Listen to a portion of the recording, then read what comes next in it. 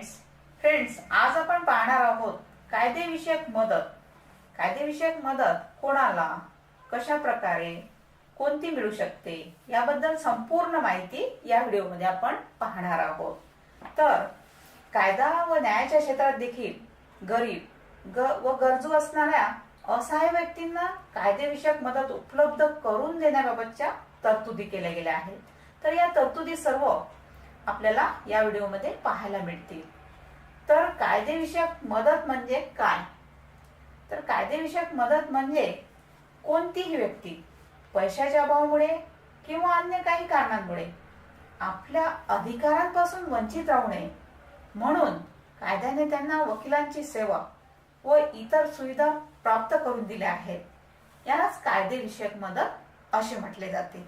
Okay, तर दिवाणी प्रकरणात उपलब्ध असलेल्या मदतीचे स्वरूप काय असते? छान प्रश्न आहे. न्यायालयात सुरू असलेल्या प्रकरणी एखादा पक्ष जर वकिलांअभावी आपली बाजू न्यायालयात मांडू शकत नसेल तर न्यायालयात त्यांची बाजू मांडण्याकरिता न्यायालय वकील नेमू शकते. तर तसेच त्याचबरोबर कोणतीही गरीब व्यक्ती न्यायालयीन शुल्क न भरता आपले प्रकरण न्यायालयात दाखल करू शकते. जर अशा वकिलाने पक्षकारांकडे पैशाची मागणी केली तर त्याबाबतची तक्रार ते विधी सेवा प्राधिकरणाच्या कार्यालयात त्या अधिकाऱ्यांकडे करू शकतात. ओके, आता दंड प्रक्रिया संहिता 1973 या अंतर्गत देण्यात येणारी कायदेशीर मदत काय आहे? छान प्रश्न आहे. एखादी व्यक्ती कोणत्याही गुन्ह्यातील आरोपी असेल किंवा त्यांच्या विरुद्ध फौजदारी न्यायालयात कोणत्याही प्रकारची कारवाई सुरू असेल तर अशी व्यक्ती आपल्या पसंतीच्या वकिलाद्वारे आपला बचाव करू शकते. आरोपी स्वतःचा बचाव करण्यासाठी वकील नियुक्त करण्याकरिता आर्थिकदृष्ट्या दुर्बल आहे असे जर न्यायालयाच्या निदर्शनास आले तर त्या आरोपीला न्यायालयाने सरकारी खर्चाने वकील उपलब्ध करून दिला पाहिजे. ओके, आता कायदेशीर विषयक मदत कोणास मिळू शकते?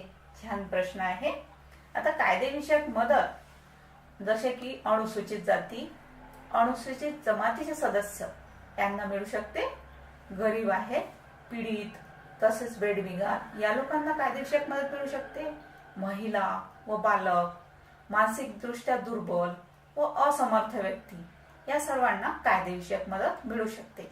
ओके, आपण म्हणता असमर्थ व्यक्ती, तर असमर्थ म्हणजे काय? असमर्थ व्यक्ती म्हणजे कमी ऐकू येणारे, जे चालू फिरू शकत नाही असे व्यक्ती, अशक्त व्यक्ती, ज्यांना कुष्ठरोग आहे असे व्यक्ती, अंध आहेत अथवा मनोरुग्ण आहेत, हे असमर्थ आहेत.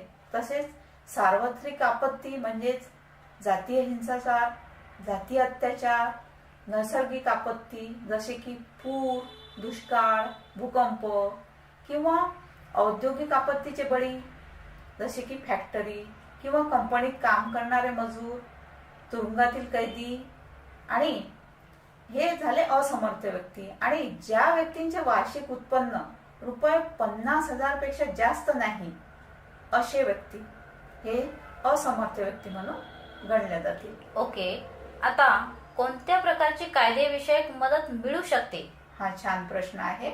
आता कायदेविषयक मदत वर नमूद केलेल्या व्यक्तींपैकी जर एखाद्या व्यक्तीचा खटला न्यायालयात सुरू असेल किंवा खटला दाखल करायचा असेल त्यासाठी आवश्यक असलेले न्यायालयीन शुल्क जसे की टायपिंग खर्च, साक्षीदाराचा खर्च, न्यायालयीन नकला प्राप्त करून घेण्याचा खर्च, प्रकरण इंग्रजीत असेल तर त्याला हिंदी मराठी अनुवाद करण्याचा खर्च इत्यादी खर्च दिले जातात. आता वकिलांना खटला लढवण्यासाठी पैसे देण्याची गरज नसते. त्यांचा खर्च विधी सेवा प्राधिकरण किंवा विधी सेवा समिती यांच्याकडून त्यांना मिळतो. ओके, आता कोणकोणत्या न्यायालयात कोणकोणत्या प्रकरणात कायदेविषयक मदत दिली जाते? छान प्रश्न आहे.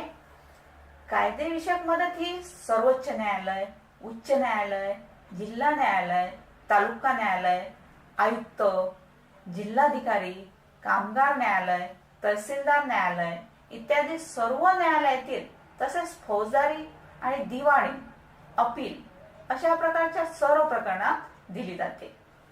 ओके. आता कायदेविषयक मदत केव्हा नाकारली जाते? हा छान प्रश्न आहे. आता कायदेविषयक मदत या प्रकरणात नाकारली जाते, जसे की मानहानी, बदनामी बाबतचे खटले, न्यायालयाचा अवमान किंवा शपथभंग प्रकरणात, निवडणूक संदर्भातील प्रकरणे जसे की ज्या शिक्षेमध्ये ₹50 पेक्षा जास्त दंड नाही अशा प्रकरणात, आर्थिक किंवा सामाजिक गुन्ह्याच्या प्रकरणात विशेष पक्षकार नसल्यामुळे किंवा व्यापार संबंधात पैशाच्या वसुलीसाठी असलेल्या प्रकरणात खटला लढविण्यासाठी वरील सर्व प्रकरणांमध्ये कायदेविषयक मोफत सेवा सहाय्य मिळू शकत नाही. आता कायदेविषयक मदतीचे 3 स्तर आहेत. राज्य विधी सेवा प्राधिकरण, जिल्हा विधी सेवा प्राधिकरण, तालुका विधी सेवा प्राधिकरण. आता राज्य विधी सेवा प्राधिकरणाचे कार्यालय राज्याच्या प्रमुख शहरात असते, जसे की महाराष्ट्रामध्ये मुंबईमध्ये आहे. आता प्रत्येक जिल्ह्यात जिल्हा विधी सेवा प्राधिकरणाचे कार्यालय आहे. याच प्रकारे तालुक्याच्या ठिकाणी तालुका विधी सेवा प्राधिकरणाची कार्यालय स्थापण्यात आलेली आहे. कोणत्याही पात्र व्यक्तीला प्रकरण उच्च न्यायालयात दाखल करायचे असेल किंवा त्याच्या विरुद्ध उच्च न्यायालयात प्रकरण चालू असेल तर अशा व्यक्ती राज्य विधी सेवा प्राधिकरणात अर्ज देऊन कायदेविषयक मदत उपलब्ध करून घेऊ शकतात. सो फ्रेंड्स, ही होती कायदेविषयक मदत याबद्दल संपूर्ण माहिती. Thank you friends.